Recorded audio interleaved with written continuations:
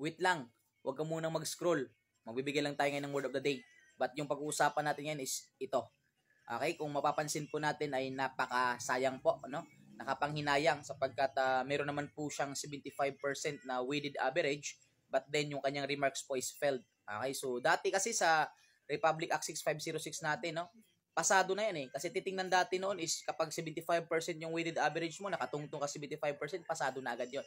But then, under kasi sa ating bagong batas ng Republic Act 11131 natin, no?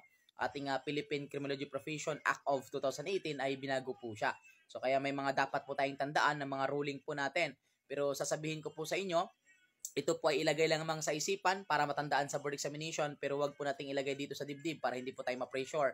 Okay, lagi na lang natin yung kinakabahan tayo pag nakita natin yan. Okay, so ano nga ba yung sinabi po under ng Republic Act 1131 natin, no, sa Section 17 ng ating bagong batas sa 11131 natin? Sinabi po doon, para pumasa sa ating licensure examination for criminologist, ang isang candidate po ay dapat meron siyang weighted average of 75%, no? At dapat wala din siyang with no grade less than 60%. So dapat wala kang 60% na mababa.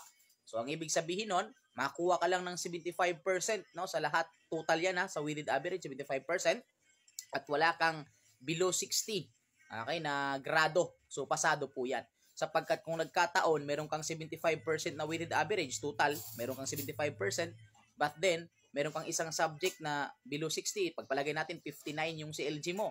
So, ang mangyayari dyan is deferred. Ang tawag dyan is deferred. So, kapag deferred naman, si candidate ay bibigyan ng pagkakataong mag-take muli, pero 2 taon yung ibibigay sa kanya na magti-take siya.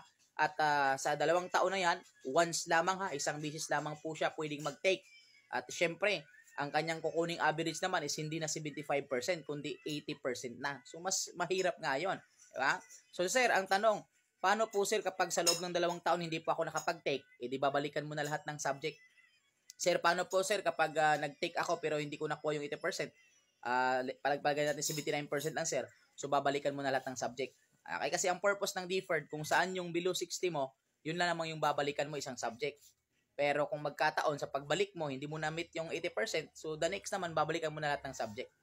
Kapag hindi ka naman nakapag-take sa loob ng 2 taon, di babalikan mo na lahat ng subject. Okay, yun yung ruling natin, no? At now, sir, wala naman siyang below 60, sir, kung mapapansin natin dyan sa baba, no? Wala naman siyang below 60. Pero bakit ganon? Failed pa din. Sapagkat sinabi din po sa dulo ng ating Section 17 ng ating Republic Act 11131 natin, sinabi din kasi doon na kapag ang isang candidate ay meron siyang 3 na below 75, failed pa din po yun kahit nakakuha po siya ng pasadong weighted average. Kaya kung mapapansin po natin dyan, meron siyang weighted average na 75%, but meron naman siyang 3 grade na which is below 75. Ang magiging remarks niyan is failed pa din po yan. Okay, so nakapanghinayang yan. Medyo sayang talaga sapagkat 75 na yung weighted average mo, but then na-failed pa tayo. But then, sinasabi ko po sa inyo, no, na yan ay lamang, pagsubok lamang yan na dapat nating lampasan. Kaya tuloy pa din, wag panghinaan ng loob, no.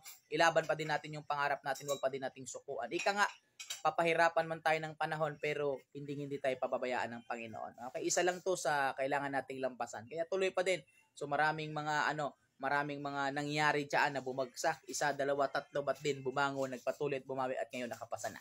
Sana nakatulong sa inyo ang video na to para sa ating mga magtitik ng board examination. At doon pa lang sa mga nasa school pa lang na nagre-review na nag-start. So para at least ma-aware kayo nito na ito dapat yung gagawin natin. Marami nagsasabi sa akin dati na, sir, napakaganda po ng 1131, no? Kasi kapag bumagsak ka isa lang yung bagsak mo, babalikan mo isa na lang. Uy, ba't anong nakaganda doon? Babalikan mo pa yung isa. Hindi ka ba nanghinayang sa taon? Hindi ka ba nanghinayang sa panahon? Kaya ipasa mo na lahat yan, okay? So yun, good luck and God bless you all sa next na examination nyo naman. Bawi lang tayo, no? At sa mga nakapasa, congratulations. God bless, God bless, God bless.